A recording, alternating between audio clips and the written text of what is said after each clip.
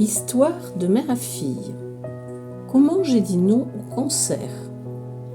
Dans l'épisode 2, dans la prédiction qui tombe à l'eau, je vous expliquais que ma mère a eu un cancer du sein à l'âge de 50 ans. Après l'ablation et les traitements conventionnels, c'est-à-dire radiothérapie et chimiothérapie, elle a eu une rémission de 3 ans. Puis, elle a fait une rechute et son cancer s'est généralisé.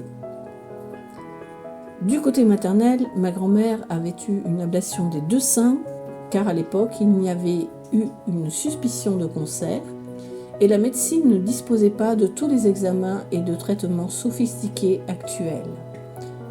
Du reste, elle n'en a jamais eu. Elle a fort bien vécu jusqu'à l'âge de 89 ans, avec un poumon en moins, la perte de la vue et la défaillance de son cœur. Il m'a été dit que mon grand-père maternel, que je n'ai jamais connu, était décédé d'un cancer généralisé à la cinquantaine. Donc, j'étais mal partie au moment où j'ai eu mon fibrome à l'âge de 25 ans.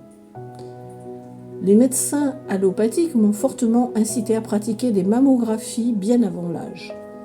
À partir de ce moment-là, j'ai commencé à faire des recherches grâce à des lectures telles que Ma médecine naturelle de Rick Azaray, Sauvez votre corps et Soyez bien dans votre assiette jusqu'à 80 ans et plus, du docteur Catherine Kousmine, qui est un médecin suisse généraliste et diététicienne. Elle est décédée, je crois, à 89 ans. Cette dernière a essentiellement fait ressortir la dégradation de notre santé actuelle et la multiplication des maladies dégénératives graves, telles que le cancer entre autres, qu'elle a étudiées pendant 40 ans.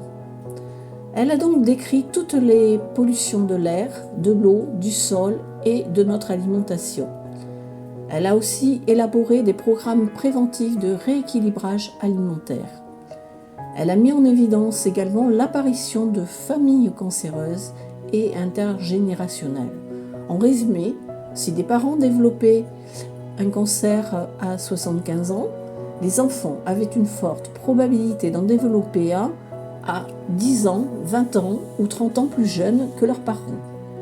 Cela m'a fait froid dans le dos, vu que j'ai eu mon fibrome à 25 ans et ma mère son cancer à 50 ans.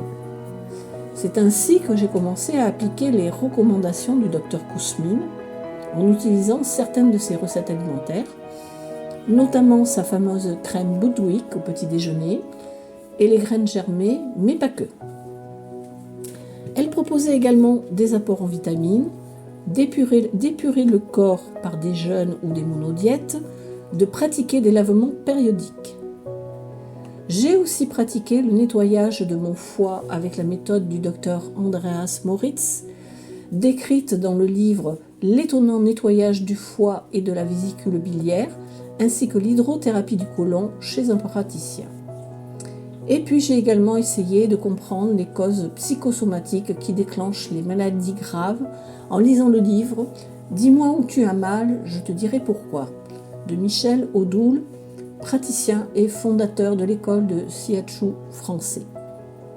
En ce qui me concerne, je sais que c'est le choc émotionnel causé par le cancer de ma mère et notamment sa récidive qui a déclenché un fibrome fulgurant et qui a pris tout mon utérus.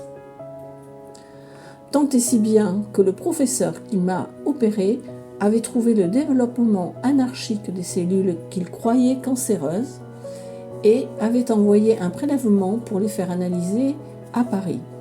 Fort heureusement, cela n'a pas été le cas, mais je me souviens avoir prié très fort la veille de mon opération. En ce qui concerne ma mère, je ne peux plus lui poser la question sur ses propres traumatismes. Je sais que jeune, elle avait souffert de ne pas pouvoir être élevée par ma grand-mère qui avait eu la tuberculose et elle avait dû être éloignée car elle était contagieuse. Ma mère a donc été confiée à mon arrière-grand-mère. Je trouvais leur relation fille-mère distante, ma grand-mère étant autoritaire et ma mère soumise. D'autre part, quand elle nous a élevés, je trouvais qu'elle ne s'occupait pas assez d'elle-même toujours à se sacrifier, d'abord pour ses enfants et pallier la défaillance de mon père.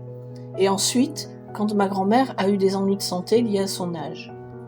Après le décès de ma mère et de l'ablation de mon fibrome, j'ai fait aussi plusieurs récidives avec des kystes aux ovaires.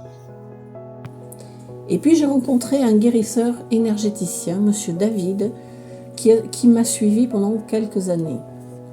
À l'heure actuelle, il est décédé.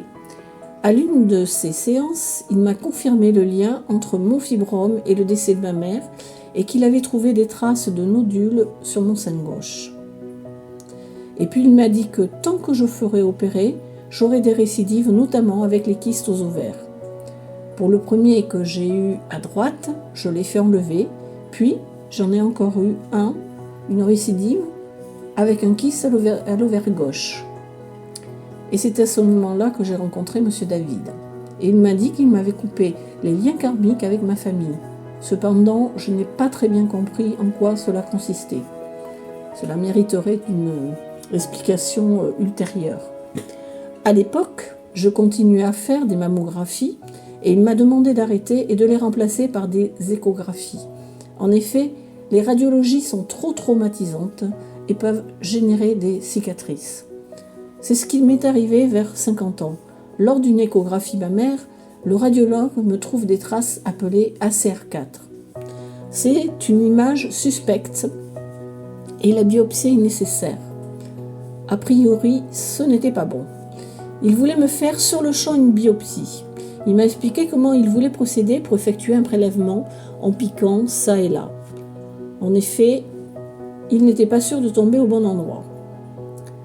Eh bien non merci, je ne voulais pas être charcuté. Je vais en parler à mon médecin, lui ai-je dit. Je suis partie avec mon échographie et je ne suis jamais revenue. Je n'en ai même pas parlé à ma gynécologue. En effet, cette dernière, lorsque j'ai eu une récidive d'endométriose à la ménopause, voulait carrément que je fasse l'ablation de mon utérus. Ben voyons, je ne l'ai jamais revu non plus.